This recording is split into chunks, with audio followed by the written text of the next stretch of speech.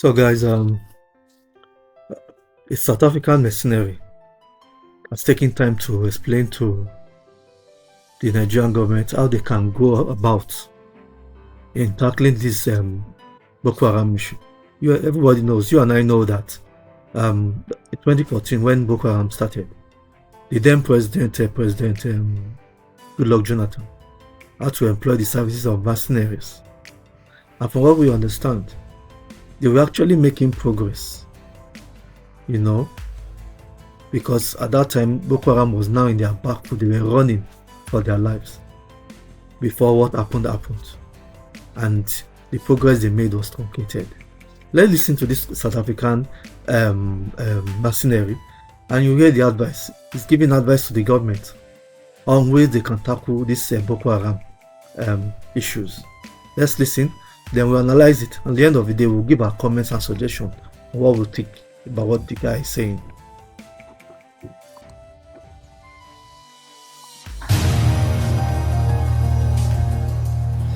Since the commencement of the Boko Haram insurgency 11 years ago, northeastern Nigeria has seen no peace. Indeed, at the peak of attacks by the terror group against the civilian population and military installations in late 2014, the Goodluck Jonathan administration contracted Kunela Services, a private military company based in South Africa, sometimes known as Mercenaries, to assist the Nigerian military in the fight against the insurgency. The few months that troops from Kunela were embedded with the Nigerian military, they successfully pushed back against Boko Haram and recovered several local government areas that were hitherto occupied by the insurgents. However, just as the mercenaries and Nigerian troops began to record victories in the battlefield, the federal government in March 2015 terminated its contract with the private military company for reasons that have never been made clear. Just imagine. Ever since, the Nigerian military, in its campaign against the insurgents, has recorded a mixed bag of successes and embarrassing defeats. This was magnified recently when Boko Haram insurgents slaughtered farmers at Zabamari community in Borno State, northeast Nigeria. The massacre and rising insecurity in other parts of the north has led to the call by some Nigerians for the re-engagement of mercenaries to fight alongside the military against the insurgents. If that's what they need to do. Here to discuss their role in the battle against Boko Haram from December 2014 to March 2015, and whether there is still a role for Kunela Services in the war against Boko Haram, is the director of the company who was in Nigeria between 2014 and 2015. They will be speaking to us from his base in South Africa. For reasons of confidentiality, however, his name and identity shall not be disclosed.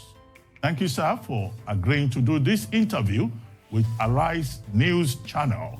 Your capacity as director and spokesperson for Kunela Services. You're welcome. Thank you for joining us. Thank you very much. Thanks for having me. Yes, well, let's go straight into it. So to confirm, we have you as a guest on this program. You are a spokesperson of a private military company, the company that was hired by the previous National Security Advisor, Colonel Sambo Dasuki, and the Jonathan administration. And you then deployed men and material to Nigeria in 2014 to support the Nigerian military in their battle against Boko Haram. Can you give us some background as to how that engagement came about? Sure. In late November or late October 2014, we were asked by Colonel Dasuki and his staff to pay them a visit in Abuja and to listen to the nature of the problem and see if we could come up with a solution. As a result of those discussions, a planning cycle was done, visits was conducted to the operational areas in the north and the northeast of Nigeria, and eventually a contract was drafted and signed between the government of Nigeria and our company. Our company is called Kunela Services, and at that point in time, we registered a local entity in Nigeria as required by the law, and we then agreed with the government that we would, as quickly as humanly possible, mount an operation in order to help and assist the Nigerian military. It's important to know that the contract is not something or did not call for us to replace the Nigerian military. The Nigerian military has a proud history. Unfortunately, the Nigerian military has lost, at that point in time, a lot of the knowledge that they required to deal with a insurgency of the nature of Boko Haram.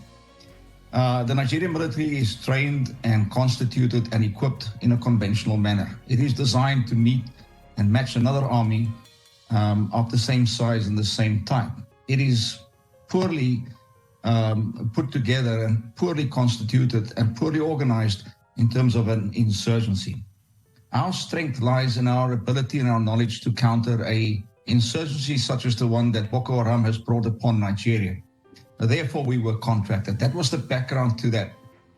We were contracted by the National Security Advisor, Colonel Dasuki, and his office. And I hasten to add that it was that administration and that office that also terminated the contract. It was not the current administration. By the time the current administration took power, we were long gone, unfortunately. And the main reason for that termination was non-payment. We had milestones written into the contract for payments. Those milestones were unfortunately not met by the Nigerian government. Perhaps priorities changed. Perhaps with a view to the election around the corner, people thought differently about where to spend their money. We can only speculate about that, but that was the reason. It was non-payment. It was not non-performance by our side or any other reason. As a matter of fact, we achieved almost the impossible.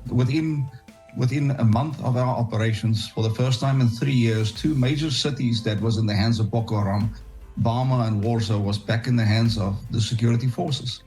And also, right at the end, at the tail end of our contract, the Sambisa forest was being assaulted by our unit. So that's how it came about. After the contract was signed, we had to mobilize. The contract called for our own arms and ammunition to be brought into Nigeria. And since this contract was signed in November, most armaments factories and armaments suppliers closed us down over December. It was a race against time. At the same time, and this is very important, we were not going to fight this battle by ourselves. We were going to merge with the best that Nigeria had, and therefore Nigeria gave us their best young men. The airborne unit of the Nigerian military was presented to us. We selected the best of those candidates, almost all of those boys, and we merged in a very tough training program. We merged with them. So you had experienced leadership presented by ourselves, and you had muscle and power and aggression and fantastic fighting ability brought to the party by the Nigerian men. That unit was called 72 Mobile Strike Force. 72 was a designation that meant that we fought under the command and control of 7 Division, which was based in Maiduguri. And 72 Mobile Strike Force was the unit that was created on the basis of that contract. Well, so Cornella Services is a private military company, or what is known as PMC. Can you explain, for the benefit of our viewers, what a PMC, a private military company, is, and how such a company goes about delivering its services? Yes, sir, sure. Maybe I should start by saying what a PMC is not. A PMC is not an army, a standing army. Standing armies are brought about by national legislation. And as we all know, it consists out of thousands of troops and many, many millions of bullets and tons of equipment and vehicles and aircraft. A private military company cannot gather that kind of equipment somewhere in warehouse. We don't have warehouses full of tanks and helicopters and aircraft standing around. We buy those things, or we borrow them from our host, or we combine those two methods. We sometimes put technical teams in with our host to rejuvenate their own equipment, rebuild their aircraft, equip them, upgrade them, and then reuse them. See how articulated he is, so explaining in that's detail. The first thing we are not. We are not a standing army. The strength of a PMC lies in what is lacking in the host country's ability, and that is knowledge. Our strength is our knowledge and our experience. Most of the members of our PMC, Cornella Services, was over 50 years old.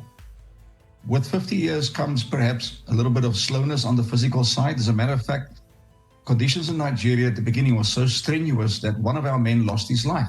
He died during training. It was because of a heart attack. It could not be foreseen. He had a weak heart, and he was older than 50 years old. So he died. These are the risks that that sometimes accompanies that kind of training that was required. But the point I'm making is our men was experienced, and by merging our experience and our knowledge with the power and the strength and the youth of the Nigerian fighting soldiers, you had a fantastic mix. 7-2 Mobile Strike Force was a really unique unit, very strong, well equipped, and when it went into operations for the first time, it had resounding success. As a matter of fact, after Quinella Services was withdrawn, 7-2 MSF continued the fight. They did not have the benefit of our knowledge and our experience. They did not have the benefit of our helicopters and our pilots any longer. And may I add, Nigeria does have good pilots. Nigeria does have good aircraft, but it takes many years of experience to be able to fly combat missions in the heart of the night at a high speed, at low level, in order to take on the insurgents. It's not as if this is a standing army that's dug in trenches over many kilometers. The insurgents are divided into small bands. As we know, they move around on motorcycles, on Okada. They use vehicles they call technicals. These are typical vehicles that they have stolen and looted. And they put weapons on the back of them, and they sleep alone in the bush in small bands. In order to find them and in order to combat them, our aircraft was required. Unfortunately, 7-2 MSF had to fight ahead and fight on without that benefit of that. They did magnificently. I must say that after we had withdrawn, they penetrated Sambisa Forest, our Nigerian boys, and they did fantastic. They released more than 600 camp followers. These are women and children held against their will by Boko Haram. And the success is carried on. Unfortunately, without the benefit of our technical expertise maintaining the vehicles, without our pilots flying our helicopters in their support, their efforts was not enough. And therefore, we now have a resurgence in Boko Haram. Well, let me ask you, I mean, it's good you talked about the 72 Mobile Strike Force. What was the nature of your engagement with the Nigerian military? Was it just training or maintenance of equipment or area support? Or your men, your company were directly involved in physical combat, direct physical combat? Some contracts issued to PMCs only call for technical support and training. That is where the bread and butter of our line of business lies. But sometimes the contract calls for combat operations to be conducted on behalf of the client. And that was so in this case. We conducted combat operations alongside our Nigerian brothers and with our Nigerian soldiers in our vehicles and under our command and alongside us. And it went fantastic. We did well. Unfortunately, there were incidents. We lost 2 South Africans that were killed. Their blood was spilled in the north of Nigeria. Their bodies are back home and they were buried by their families. Their insurance paid out to the families a hefty sum, as it is in our business. But the operations that we conducted and the way that we fought alongside our Nigerian men was magnificent. It was a success, and if we had been allowed to continue, it would have probably put an end to, at least it would have forced Boko Haram's military operations to a stop. And really, that is what Boko Haram has at this point in time. Boko Haram does not have political power. Boko Haram does not really dominate much of territory. What Boko Haram has is fear. What we brought was a counter to that fear. We were able to show the way. We were the tip of the spear, and following us, the Nigerian military was rejuvenating at that point already and is getting better by the day, I have to add that. They would have destroyed Boko Haram. We would have forced them to either stop, cease, withdraw, or to negotiate. If only they allowed them to continue. There was the insurgency, the Boko Haram, but there was also the abduction of 276 Chibok girls, which had occurred in April 2014. Did you get any direct requests to help in rescuing the Chibok girls who had been abducted by the insurgents? The initial discussions held with Colonel Dasuki focused very much on the Chibok girls. The colonel was, as the National Security Advisor to the President, hugely troubled by the kidnapping of those girls. One could sense that from his and his staff, that was a priority.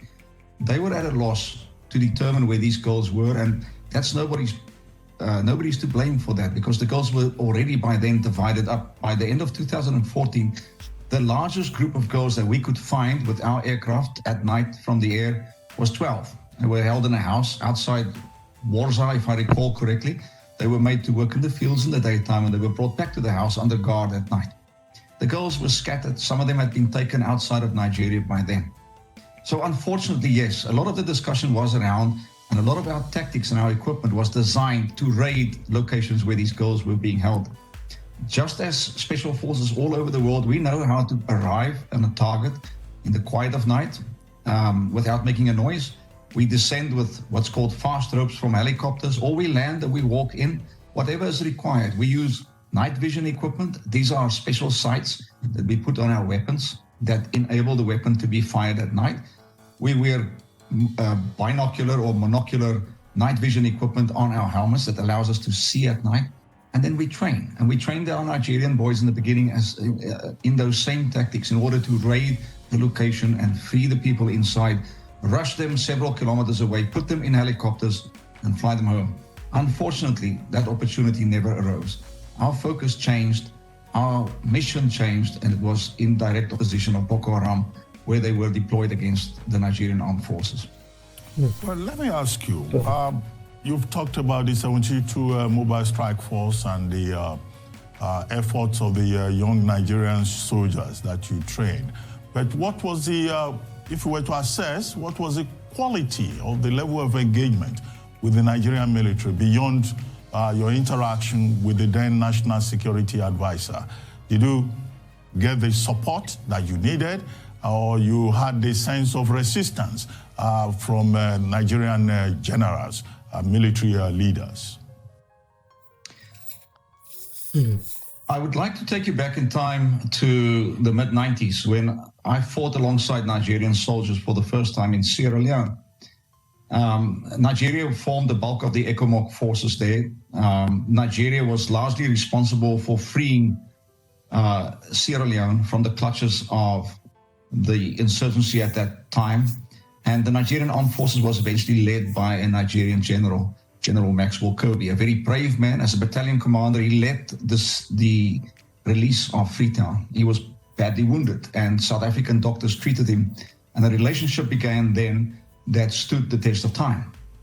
Then the Nigerian airmen flying Alpha jets, the Nigerian artillery, the Nigerian infantry on the ground was of a higher standard than they are today. I'm sorry to have to say that. Over the years, and I'm not blaming this current administration, they are just saddled with the disaster that has befallen the armed forces of Nigeria. And they are making efforts, and they are slowly rebuilding the proud machine that the Nigerian military was before. When we arrived in 2014, we found nothing wrong with the quality of the men. Let me make that very clear. Nigerians are patriotic.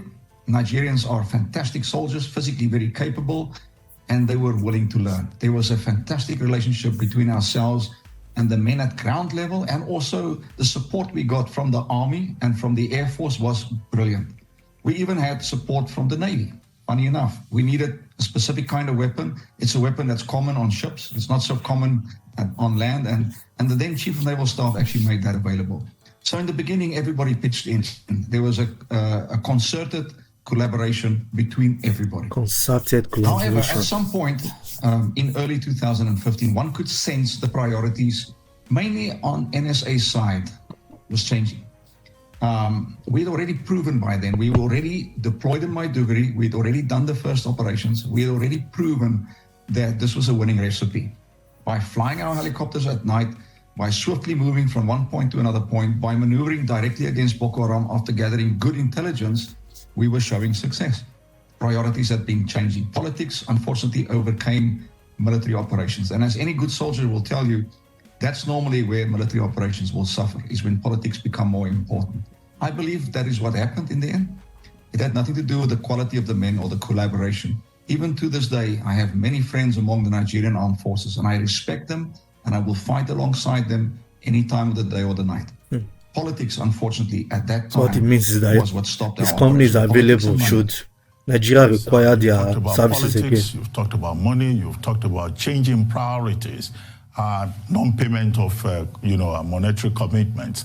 But what efforts did you make to ensure that the Nigerian government at the time respected the terms of your engagement and did not default on timelines for payments? Or you just took it in your stride and decided to leave Nigeria? Now, the contract called for, as I said, milestone payments. And the first milestone payment was made.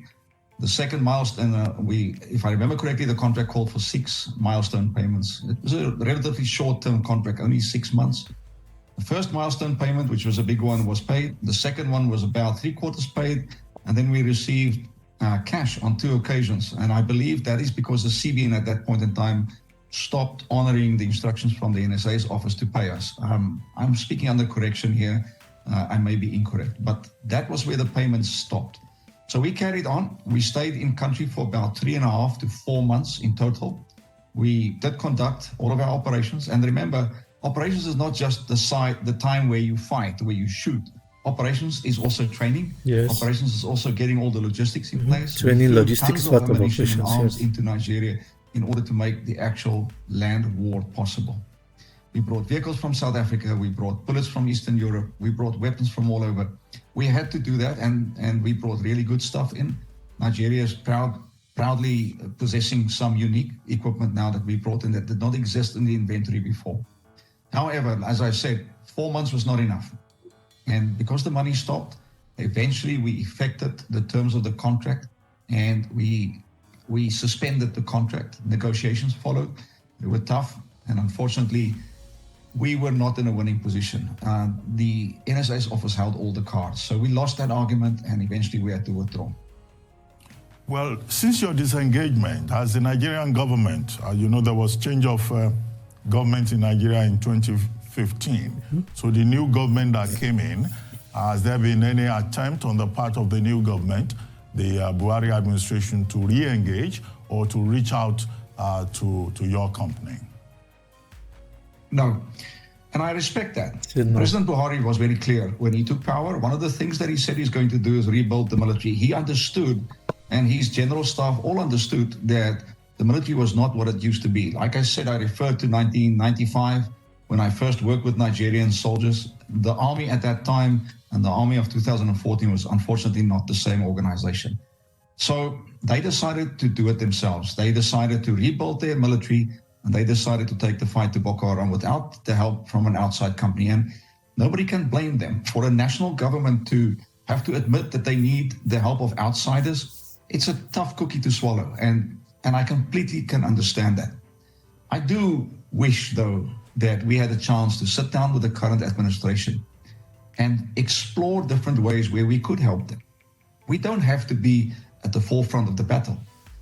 The Air Force needs training. The military needs training. We bring unique capabilities. Remember, a lot of the training presented by foreign forces is dictated to the Nigerian military.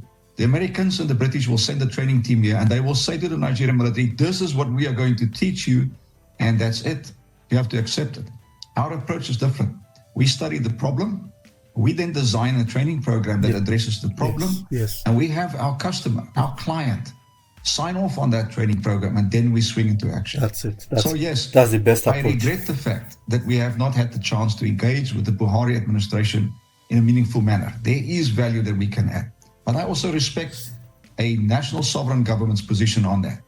We are biding our time. We're doing other work, but we would love to come back and finish the work that we had started in Nigeria. The men of 72 MSF still send me WhatsApp messages every so often. They still ask, when are we coming back? They still need all that help. The vehicles, they need to be refitted. That we can bring the helicopters back. We can restart the program. It's true. But we respect the political decision that has been made, and we are on standby. If they call us, we will come. Well, one major revelation in Nigeria recently was the disclosure by a government spokesperson that part of the problem that Nigeria faces is that major countries of the world, including the United States, refuse Nigeria access to needed military hardware and arms and ammunition. How does that work internationally in your line of business? Mm-hmm. Why would a developed country, a military power, prevent a country that is trying to fight terrorism, which is regarded as global, from having access to the necessary equipment to do the work? Again, knowledge is everything. Fighting a counterinsurgency war is an unsophisticated effort. What it does need is really, really good intelligence. And I believe the president referred to that in his recent meeting with some of the state governors. Intelligence is everything. If you know what the enemy is doing and where he's at, you can take him on. And the tools of this war is basic tools. As I mentioned before, Boko Haram drives around in civilian vehicles and motorcycles. They walk, they stay in the bush. They do not have large artillery pieces. They don't have armored vehicles, maybe one or two that they've captured, but not enough to make a difference. And to address that does not require sophisticated or advanced weaponry. It requires the weaponry that Nigeria has in its inventory to be used properly. Perhaps it needs to be renovated or readjusted or updated, but there's enough weaponry in the Nigerian inventory to win the war with. It is a process that the Nigerian military has to go through, unfortunately, because previous administrations and previous general staffs has allowed the army to deteriorate to a point where it's a long, cumbersome process to rebuild. Together with that goes training. As I said before, the posture of the Nigerian military should change. They should change to an army that can fight a counterinsurgency war. And at this point in time, it takes time. It takes time to train men. In a conventional war, a general will issue the orders. In a semi-conventional or unconventional war, it is the colonels and the lieutenant colonels that will issue the orders. They are the ones who make the decisions on the ground. You'll find that the young lieutenant in charge of 30 men will be responsible for an area the size of Lagos State. And they have to make their own decisions. So decentralizing decision-making, adjusting equipment, adjusting tactics, those are the things that Nigeria have to do. It does not have to buy sophisticated armaments, sophisticated aircraft, sophisticated helicopters. Yes, there's gaps in the inventory, especially on the air side. And I believe that is where some of the major countries in the world refuses to sell Nigeria the hardware that they require. But again, solutions can be found. Existing equipment that Nigeria is allowed to buy or has bought before can be rebuilt and can be rejuvenated, and they can be put to good use. Believe me, with the application of a little bit of money and with the correct tactics and the correct equipment, 6 to 12 months of operations, and Boko Haram will be forced to go to the negotiation table, or they'll be forced out of existence. Well, with the worsening of the security situation in Nigeria, there have been calls recently that what Nigeria needs to do is to engage again the services of private military companies. And you have said that your company, Cornella Services, will be quite willing to be re-engaged, re-engage with Nigeria and assist. Now, do you really think that the way forward is for a private military company to be engaged, given some of the things you said about the capabilities of the Nigerian military? I would not dare to venture and have an opinion about what the national government of Nigeria decides or not decide. It's not for me. I'm a professional soldier. My job is to listen to what the client wants, and if they want us to come and offer a solution, then we do so. Fair. Can we do it? Yes, we certainly can. Do we think we can add value? Absolutely, we think so. Nigeria has a large gap to close, and it will close that gap, but it will take several years. We can accelerate that process with training and knowledge and equipment. So my feeling is that there's space for a PMC to come and help Nigeria. Absolutely. Whether it's in direct combat, or whether it's in training, or whether it's in the provision or the repurposing of equipment and training, combining all of that with the, as I said before, the really great manpower that Nigeria already has. There's various roles that can be discussed. We would certainly be willing to, and we stand by. And if there's a call for us to come and help Nigeria, we certainly would do that. Okay. Well, but before we wrap up this conversation, when you look back now, given the experience you had in Nigeria between 2014 and March 2015, and then you lost some of your men, you couldn't get payments as due. Do you have a feeling of regret that you took that original contract in 2014 Definitely not. in the first place? Or it's in the nature of your business to win some and lose some and then just move on? The nature of our business, that a PMC is an unwanted entity in many cases. We have had the situation before where funding was not completed, and where contracts ended prematurely. It's pretty much part of the territory. Having said that, Nigeria, to me personally, lies close to my heart. I have lived in Nigeria for many years. I have lived in West Africa for 23 years. I have adopted a Nigerian girl many years ago. She's an adult now. Nigeria, my friendship with the Nigerian military when I was a young soldier fighting alongside them in the jungles of Sierra Leone, it's more than business. It's a personal matter. And if Nigeria calls for help again, I would answer that call in a flash. Yes, sir. I would certainly be willing to work again with Nigeria, even considering the fact that we did not get paid and our contract was ended prematurely. These things do happen. We would like to have acknowledgement of that. We would like to see perhaps part of that resolved through negotiations. Said answer in a flash. If the call comes for us to restart the contract, if the call comes for us to start on a new, different direction perhaps, but in helping Nigeria, we would be there. Thank you very much for joining us on the Arise News channel, and for your contributions and your insights, and for helping us to clarify quite a number of issues that are of interest to Nigerians. Thank you very much indeed for joining us. Thank you. You're more than welcome. Well, there you have it, the conversation with the Director of Cornelia Services. Nigerians are still talking about mercenaries. What do you think, Tundun? What do you think, Rufai? Well, I think you did an excellent job with that, because that word mercenaries has been flying around the place. This gives such clarity on exactly what the issues are, what the scope of the operations are, what the state of our military is really like. There's also a lot of speculation about that, and just the general perception that our men are completely, overwhelmed. But this interview that you conducted gives so much hope and puts the facts in proper perspective. The caliber of Nigeria's soldiers, their work ethic. Even look at the fact that when the 7-2 mobile force was dramatically reduced by the exit of Cornelia, they did not lose morale. They went ahead and rescued 600 people. This is why I have so much respect for our men on the front lines, and I think all Nigerians really should appreciate them. In fact, the way the plug was pulled out of that operation, they've been doing their best. And I wonder what would have happened if there was like a long-term, maybe 3-year contract signed up front. Thousands of lives would have been saved. I don't want to point fingers, but I do regret the fact that their contract was terminated at the time and in the manner that it was. This was great work. It's so much to process. Dr. Batsi, this is a classic. This is a Pulitzer Prize-winning job, and I commend you. Anyway, I'm never in doubt of your very great abilities, and what you represent in journalism. I'm never in doubt of that. So, but most importantly for me, this just brings back all of the things we know. And number one, it's not heavy armory that fights insurgency.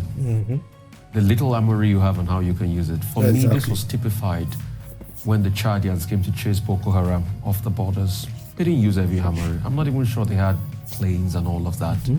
They were just using, gunships, and they were using,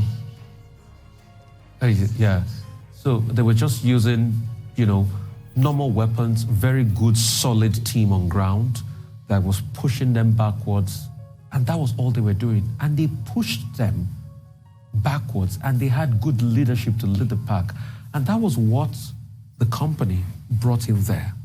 Leadership, train the boys, tune them up a little bit with the armories they had. You heard what he said. Got bullets from Sabia, got their hardware in, people controlling at the back, and that's all you need. That's it. Because insurgency warfare is different. It's different from the normal rag and tack soldiers you're fighting in other parts of the world. Not conventional. You need to be very tactical as regards it. And these guys have great experience. These guys fought in South Africa. They fought on some other areas, like he told you that they fought in Sierra Leone, Liberia and the likes. So little equipment, because it's not all the hardware, the surveillance equipment. He said something then that caught me. He said how to fly a plane in the dark at low altitude to be able to have precision bombing. It's those things you need to tune up. It's the technical aspect. It's that training. It's that rigor. Well, we fought in Sierra Leone and we fought in Liberia. What happened to us? What happened? He said it there. But you hear what he said? Yes, that the quality deteriorated from the 90s. What happened? The quality of the military. Anytime I go to Liberia, I've been to Liberia on 2 occasions. they keep saying thanks to Nigerian soldiers because we restored a lot of things in Liberia and some other parts like that. But the quality is not there any longer. And that's what we need a retune of. You know, you heard what he said there. He said, when we came in, the president said he will build the military all over again. So it's a lot of building needed. And I know there's a lot of very funny narrative bandied around saying, oh, the military was definitely suppressed, you know, because they said, they were saying the words of, they said, they attributed the words to General Babangida that it's not good to tune up your military in peacetime and things like that. That's not true. The military has just gone through this degradation. So we need that tuning up again. Of course. And from that, it speaks volumes. And you can see the personal commitment. He adopted a Nigerian girl at a point that's now an adult. You can see the personal commitment to all of this. Because you see, in the end, all we all want is peace. I want to be able to look at places like Bama, Baga, and some other parts of Maiduguri and be hearing good GDP figures coming out of there in trade. Do we all want peace? Do you think we all want peace? Are you sure about that? We all want peace. Are you sure that we all want peace? Because it appears that some actors ordinary Nigerians want peace. Exactly. Okay, let me use that word. Ordinary Nigerians want peace. That's the phrase. But when you look at it critically, we can't continue this way. Someone has to give. And for those that might not want peace, I beg you,